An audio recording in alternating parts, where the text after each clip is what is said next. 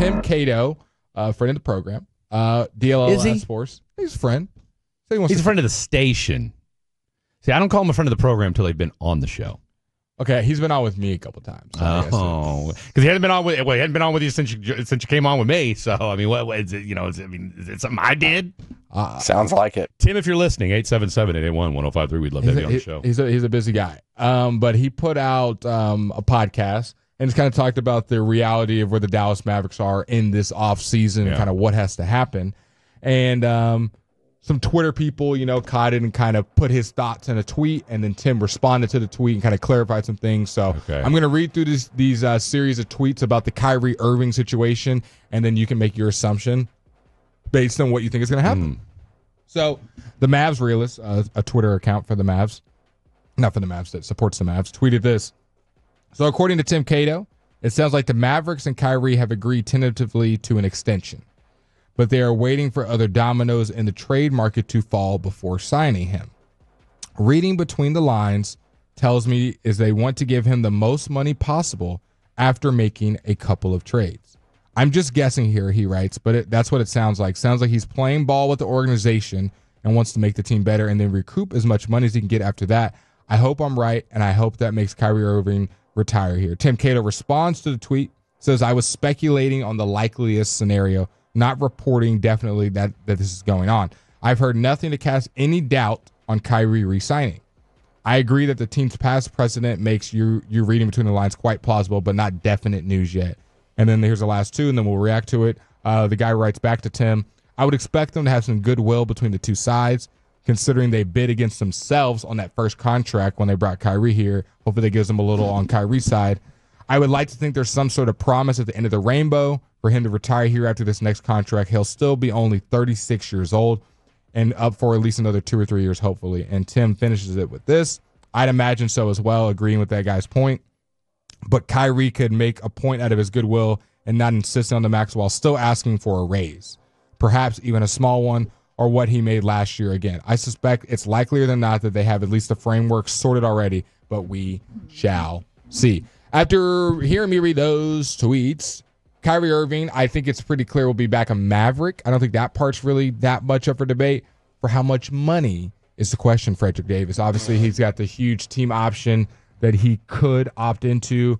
It is being reported, it looks like he might opt out of it. It's for $43 million. If he opts out of it, it could be one or two things. He could be saying, hey, I think get more on the open market, or I think I can get more from the Mavs, or I'm opting out of it so I can help the Mavs get below the second apron. We got Cooper Flagg, and I'm going to take less money, or somewhere in between. Where do you fall on it, Fred Davis? Made $41 million last year. I think they want to keep him around that number. Isn't he one of the highest paid guards in the NBA at that number? I'm going to look up exactly where he ranks on that. $41 million for a guy that's going to be $33 million. It's had his share of season-ending injuries. He can get nicked up a little bit.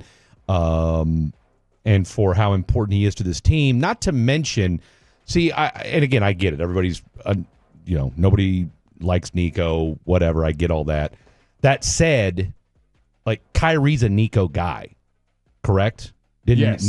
So Nico brought Kyrie in. So we can stop with the whole, well, if he traded Luka, anything's possible. I get all that, okay? But clearly Nico didn't like Luka, all right? So, and we don't need to get into revisionist history here, all right? There's a relationship, and plus, as we all know, Kyrie, quote unquote, fits what Nico's trying to do here, all right? And again, I'm doing this in air quotes so everybody understands what I'm saying here. Kyrie's not going anywhere, all right? Kyrie has, say what you want about Nico, and I get it, but Nico helped resuscitate Kyrie's career, and more importantly, he helped resuscitate Kyrie's reputation, not just here in the city of Dallas, not just in sports, but across the entire National Basketball Association, right? During COVID, Kyrie was persona non grata, right, wrong, or indifferent. He comes to Dallas, suddenly, he's one of the most beloved players in the NBA. We forget what kind of a person he was back in Cleveland. We forget what kind of a-hole he was in Boston. We forget what kind of contrarian he was in Brooklyn. Now he comes here to Dallas, and he's the wise elder statesman, Tyrese Halliburton makes more money than him. Anthony Edwards makes more money than him. Trae Young, Fred VanVleet, Luka, AD, Rudy Gobert, Zach LaVine, Damian Lillard. There's some notable names are right ahead of him. Kyrie he's 25th in the league and his $41 million last year. Okay. So $43 million would put him above Fred, Anthony Edwards, and Tyrese Halliburton if he opted into that player option. All right. So if he does, or they keep him around that number, I mean, I'm not giving him a pay raise. Okay. I mean, I'm not giving Kyrie Irving $45 million.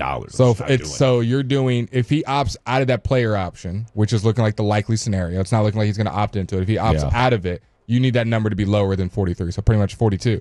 Or 42, 41, I mean, or 43. I mean, I'm fine with that. I mean, that was already the player option, right? Yeah. So, but I'm just saying, like, I'm not going above that. Like, we're not getting him out of this to sign a 4-year, $200 million deal is what I'm getting at. Yeah. Okay? Like, you're just not doing that for Kyrie Irving at this stage of his career. And, oh, by the way, from a Kyrie Irving standpoint, like, you win a title in Dallas. 33 years old. Especially after everything that's gone on here in the last couple of years. Now, granted, a lot of it's been self-inflicted. But if Kyrie wins a title in Dallas and is a leading driving force behind why the Mavericks win another title, I mean, his legacy's complete at that point.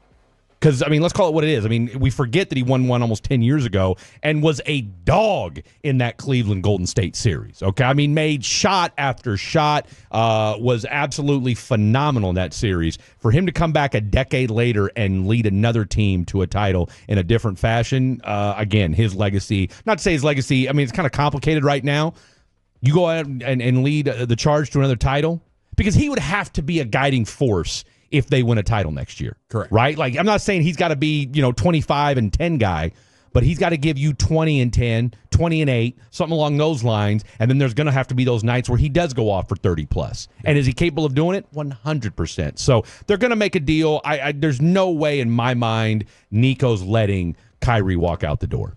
I would agree as well. Right now, they just have the complications of when they draft Cooper Flagg, they're going to be about $5 million over the second apron. Something that's going to have to give, whether it's players making less money, trading players. We'll just have to wait and see. I'll kind of run through this, and then we'll talk into some coaching stuff with the Dallas Mavericks. Obviously, AD is going to be making $54 million next year. It's good money if you can get it. Kyrie, like we said, if he opts in, will make $43. The next on the pecking order is, what do you think, Fred Davis? Oh, making the most money next year. Ooh, because we don't care about 2024 anymore. Because PJ makes like what, 16, 17 or something like that? PJ makes 14. 14. I mean, I don't know. After that, I mean, I feel like it's kind of it's got to be it's Clay. Yep, it's Clay. Clay, $16 million. It was $15 million the first year, 16 this year, 17 next year. There you go. And then it's Gafford and PJ both at 14. Okay, and then Caleb Martin at 9.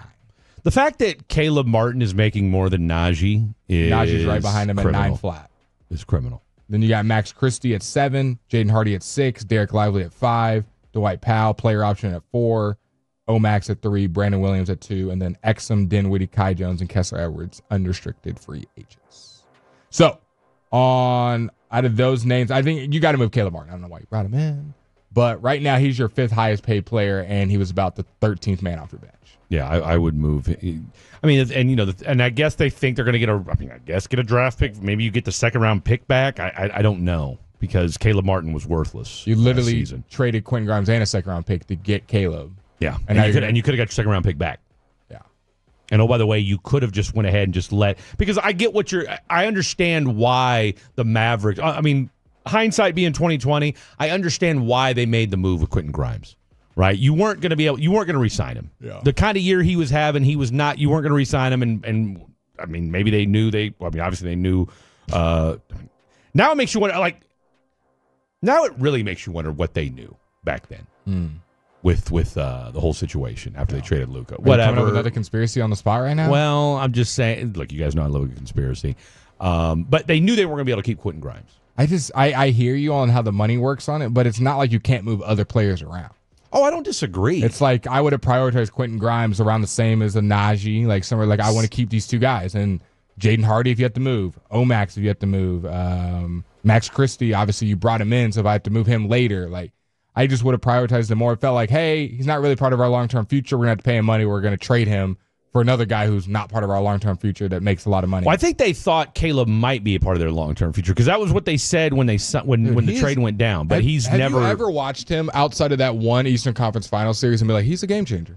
I mean, I don't even remember that Eastern Conference Final Series. Oh no, he was nasty. When Miami, when they beat Boston, he literally won the Eastern Conference Finals MVP. He was dropping like 25 a game. That was in like 2023. Yeah, 2024. Yeah. You don't remember that? Caleb Martin literally carried the Heat to beat the Celtics not by himself, but put him on his back. Yeah, I don't know that I was as locked in to those finals that year. I'm gonna have to put you on for whatever was going on. So. That's his highlight of his career.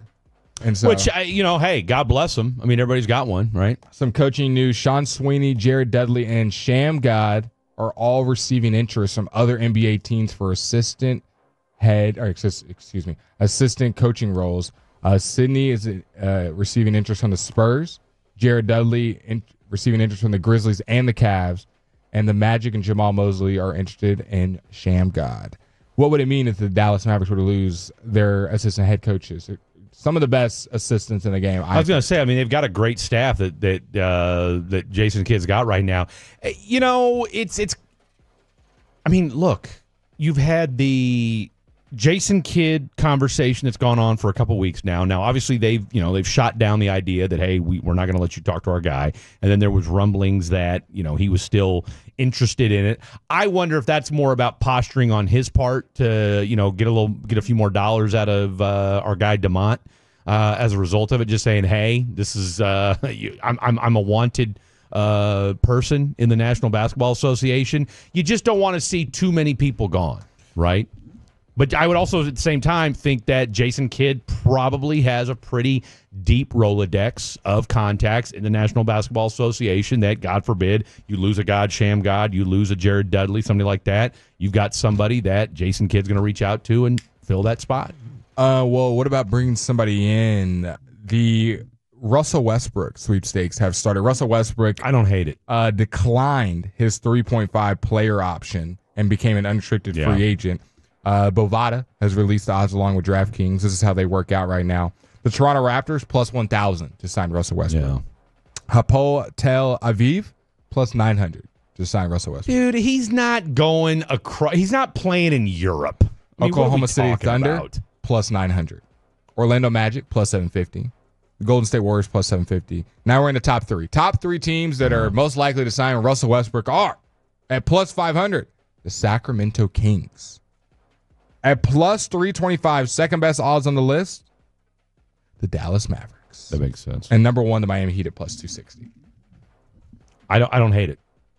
I don't hate the idea. I mean, I look and I get it. The idea that you're going to have AD, Clay, Kyrie, and Russell Westbrook. I mean, in 2018, you might as well give him the championship. That's a 2016 All-NBA team. You know right what I'm there. saying? I mean, like the starting lineup for the All-Star game. Let's bring the 2016s back. Again, the issue that you've got, and this is where a guy like a Russell Westbrook, because Russell Westbrook still has plenty left in the tank. I mean, I think, say what you want, he looked good in Denver last year. Yes, did he have his typical Russell Westbrook moments? And that's why he's also off the bench. He's not your starting point guard that you need playing 82 games. And, whatever game that was that we watched where he made a great play on defense or on offense. It was in the playoffs, yeah. Where he got the steal. And then went and screwed the game up at the very end. But that's Russell Westbrook. That's the Russell Westbrook experience. But for the most part, you didn't hear him. You didn't hear any issues coming out of Denver this past season about him, other than, well, they played him too much. Well, guess what? Adelman played him just as much as Mike Malone did. Right? So I don't buy that. So who are you kicking off the team to bring him in? And we'll get out of here. Oh, Omax. Later, bro. Dang. I mean, what have we seen out of the Omax experience? No, we haven't. And he got hurt. But I would say more guards because you'll have a lot of guards. If you were to bring in Russ, you'd have Russ. Saying no Kyrie for now. So you'd have Russ. You'd have Jaden Hardy. You'd have Max Christie. You would have Brandon Williams. I guess that's it. That's it. Because you haven't technically brought back Exum or Spence. Yeah. So that's 4. And then Kyrie with 5. Yeah, exactly. And again, he's a veteran that's been there, done that. That's the one thing about him. So I'm okay with the Russell Westbrook side of it. I have no issue with that.